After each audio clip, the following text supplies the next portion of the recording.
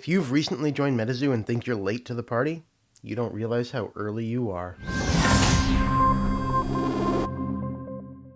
The LGS Kits shipped this week to those who signed up for LGS Kits, and we got a look at one of the UFO stickers that'll be part of those bundles. We have seen other standees and bundles for the LGS Kits, and these come with Wilderness products for the store to be able to support a tournament. The San Diego Comic-Con is next week, July 21st until the 24th, and MetaZoo is going to be there. And at that convention, you'll have an exclusive D-Brew shirt up for sale.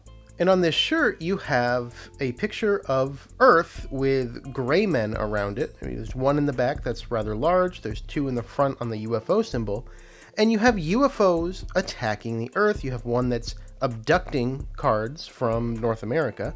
On the bottom, you can see the men in black near their car, as well as a creature that we haven't seen before on top of a barn. This looks like a cosmic type creature with white wings. We have a chicken with its head cut off in the bottom right, and we have the Alaskan Triangle alien in the bottom left, which is one of the new beasties that was teased this week. If you're going to be there, they're going to be located at booth 1629, which is to the right of the Marvel booth. You'll be able to catch some of the artists there, such as Poncho, Isaac Sky Lee, Jet Yates, and Afton, and Mike will also be there, so if you need to get things signed and you're going to be there, don't forget that. And this is also going to be your first chance to get artist sketch cards for UFO. We got yet another single letter tease, this time just E. This is similar to the W and M that we had seen before, which we're pretty sure means Walmart. The E, I would assume, means eBay, which we know there is going to be UFO-specific releases on eBay, the first of which is a new lunchbox. We got a new look at the Invasion toy lineup. This time we got a look at Hodag's backside. And along with this announcement, we have Andy saying that we're going to see these sooner than we think. So it's pretty likely that within the next 2 to 3 weeks, I'd imagine we're going to see these. Are you a collector of precious metals? Do you invest in gold and hoard it away for a later date? Are you a pirate after my booty? Pretty soon here, you're going to be able to collect solid gold MetaZoo coins. Now, this one that they've teased is themed after the Gold Mothman NFT token, and it's possible that we might see other NFT designs as these coins. For this week's look at MetaZoo history, we were reminded of the first ever MetaZoo post. This looks like a Twitter post from MetaZoo Games, which says, "What is MetaZoo? It's the first TCG where your surroundings determine how strong your cards are.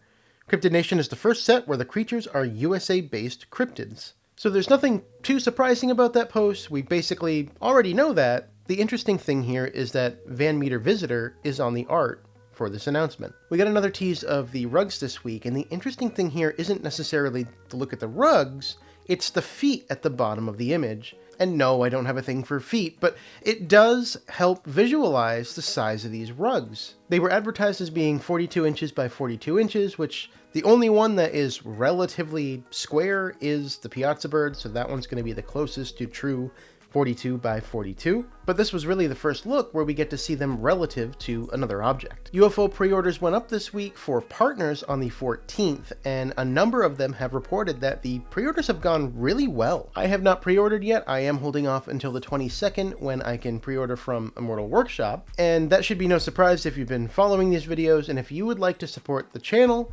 please get your pre-orders through Immortal Workshop. Use the affiliate link below, and this channel will get a kickback for that. John with Immortal Workshop is also an amazing individual and an amazing part of our community. He's always active in the Discords. Now, his packages are always well packaged and shipped quickly, and one of the things he's doing for UFO is offering free shipping on orders of $75 or more. So please go to Immortal Workshop, check out the bundle that he's offering there, which has the exclusive mat with the One-Eyed-Crow logo on that, and don't forget to use the affiliate link below to support the channel. Speaking of UFO, we did get a number of spoilers this week, the first of which are these sleeves. The first set of sleeves is music themed with a Swiss cheesy looking horn dog, and the second version of the sleeves are UFOs battling the MetaZoo version of Ghostbusters in this valley. These will have 50 sleeves in each pack and will be on the MetaZoo Marketplace for $10. We got to look at the Foo Fighters blister and the Spellbook this week as well, and this confirms that we're actually going to be seeing multiple different blisters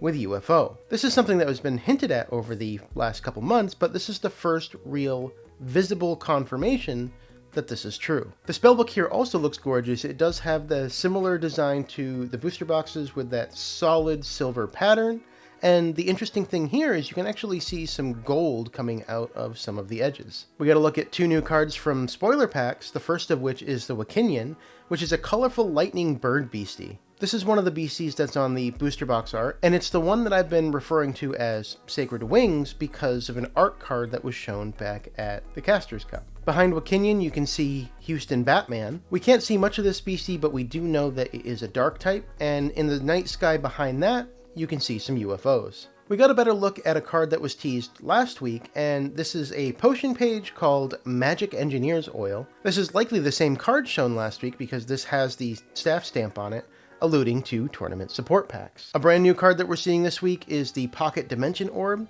It's a 1-cost Aura Artifact Terra Orb. The art depicts an orb that seemingly allows us to see into another dimension. We can see a green rift and meteors in the Pocket Dimension.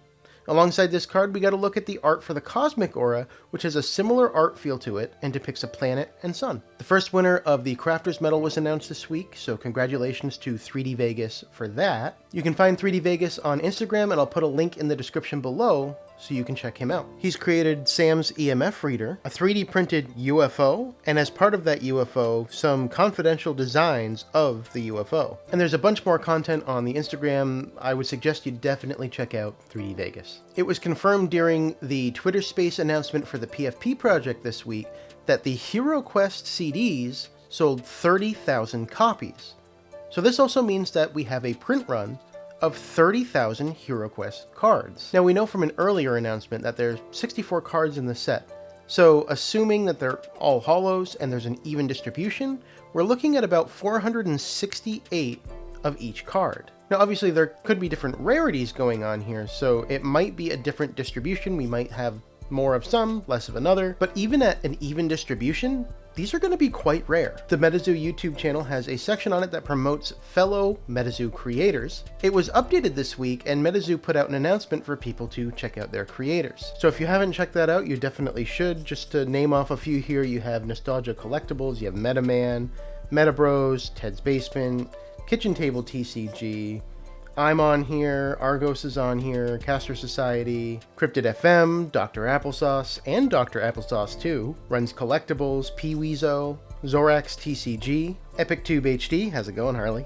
Obviously, Alpha Investments, Hyperbole. Unfortunately, too many to actually name all of them here, so please go check that out. Subscribe, find some people that you enjoy watching. MetaZoo released a MetaZoo branded F5 key this week. It's a red keycap with the M logo. And really, I'm just going to call this the Harley key. If you remember back from one of the Revive drops, Harley missed out by mere seconds. Shortly after, he put out a hilarious video about him missing the drop, and the theme of that video is him being tormented by refreshing the page. If you want to check that out, just click the link up here. I highly suggest it. It was one of the funniest MetaZoo videos I've seen to date. The UFO release event in Roswell is right around the corner, taking place on July 30th and 31st. It was announced this week that they'll be checking IDs at the door. I imagine this is because they don't want people to sign up for the free event and then sell their tickets to somebody else. If you needed yet another reason to just aimlessly walk around Barnes & Noble, you're gonna have another reason soon. It was announced this week that MetaZoo is gonna have products at Barnes & Noble in the future. I imagine that this is gonna include the cards, memorabilia such as the upcoming Funkos, and the new book that's coming out, MetaZoo Cryptid Nation. We got our first real look at the Kickstradomis partnership this week. Here we have 5 shoes, and we know the name of 2 of these beasties. We have the Flatwoods Monster and Hidden Templars.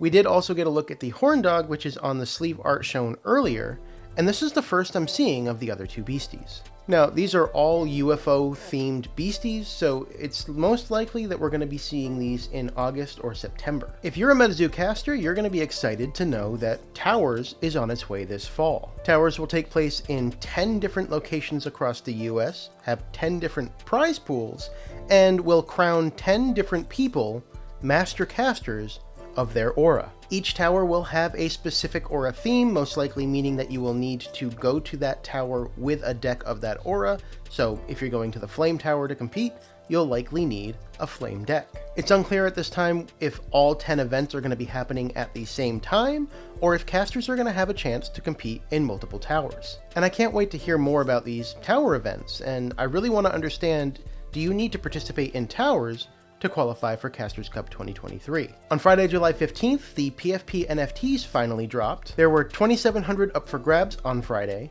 and that's because 2,300 were held back to give to token holders as an airdrop. These 2,700 PFPs sold out in just 11 minutes. So it's a true MetaZoo release. Now, you could say that this is a highly successful release at a high level, but was it really? From a raw sales perspective, yes, 100% it was. This sold out in 11 minutes, and in a bear market no less. From that perspective, it's incredibly successful. But was it successful for the community? I don't think it was. It's no surprise that most of the MetaZoo community does not like the NFTs, and the views on my NFT videos can confirm that. These videos are also the ones that get the most negative comments. Regarding the NFTs, MetaZoo does not have a retention problem with existing holders. It has a perception and growth problem. And how do we change that perception and growth? We get new blood. Grow the number of MetaZoo NFT holders, and you grow the number of people who are speaking out and defending the NFTs. Now, because all 2,700 sold out on the allow list day, the public sale day was canceled. This essentially blocked the people that did want to get in on the public sale from joining that community. Yes, they could buy on the secondary market, but they're looking at 2 to 3 times the cost to get one of these PFPs than if they were able to participate in the public sale. Before this sounds too negative, I honestly don't think that the team at MetaZoo thought that this was going to sell out on the allow list day given how the market is currently. With markets as they are, I truly believe that they thought a subset of these were going to make it to public sale. I personally think that a small number of these, maybe 10%, should have been held back for the public sale just to ensure that MetaZoo gets some new people joining that community. We need to work on that perception, and we need to work on that growth. So my suggestion in the future would be to have the allow list day like we did this time.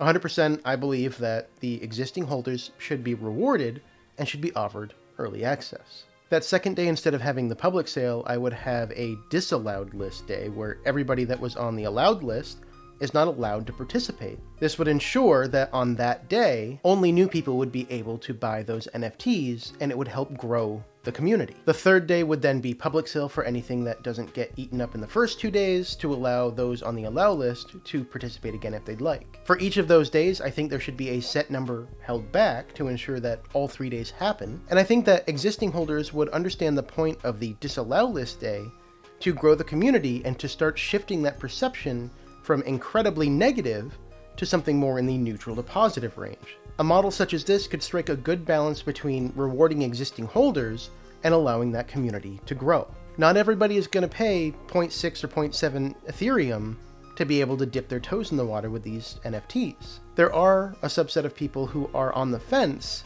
and want to get in on the NFTs, and the best way to do that is to get in on a release day at 0.11 Ethereum. Now, I personally love my MetaZoo NFTs. I can attest to the value that they provide, and I have no regrets in participating on the NFT side of MetaZoo. Now, before we continue, we have to wrap up last week's trivia.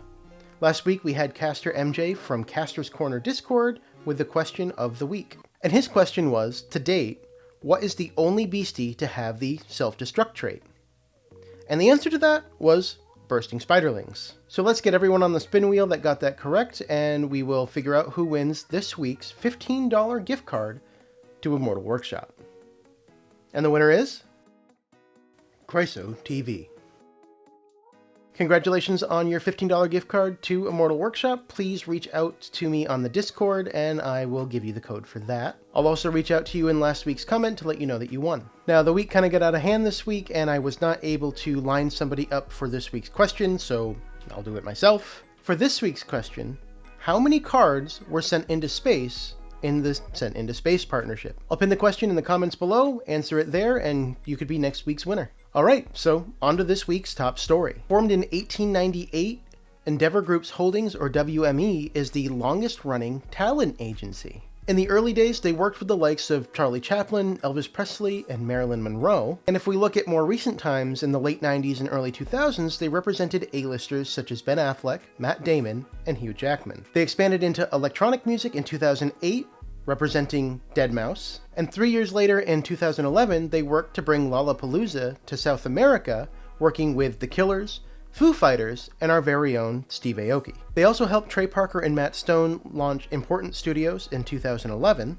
and in 2016 they were named among the top 25 most important private companies by Fortune. In 2019, they were named Agency of the Year by Billboard's Live Music Awards. In short, WME is a titan of the entertainment industry, one with a lot of history and a proven track record of success in many different sectors, such as books, television, movies, voiceover, and virtual reality, all of which MetaZoo is going to need to succeed in the IP that they have planned. Now, we already know of the book MetaZoo Cryptid Nation, which is going to publishers for review next month, so we aren't far away from the first book collecting chapters 1 through 6 of Sam Sinclair's journey. We know of 2 games in the works currently, one that features 8-bit art similar to the Genesis NFTs, and another one that is going to be very similar to Pokemon TCG Online to allow casters to play online. We have Steve Aoki leading the music IP with HiroQuest, which is set to release this September, and we know that the television show is in the works, which will be based off of the book. The original estimate for that show was going to be the end of this year, but I'm going to go out on a limb and say that that is a very generous timeline, and I wouldn't expect to see more than a trailer before next summer. Though I do hope I am wrong on that because I'm very excited for that series. And this right here, this is the biggest news in MetaZoo history so far. The partnership with WME is going to kickstart the work on the IP, which in turn is going to solidify MetaZoo's reputation among the likes of Pokemon, Yu-Gi-Oh!, and Dragon Ball Z. And sometimes we look back at the Kickstarter and CN1 and we feel really late to the party, but the truth is that we are so incredibly early. Well, that's everything I had to cover for this week. Thank you for watching, and I'll catch you in the next one.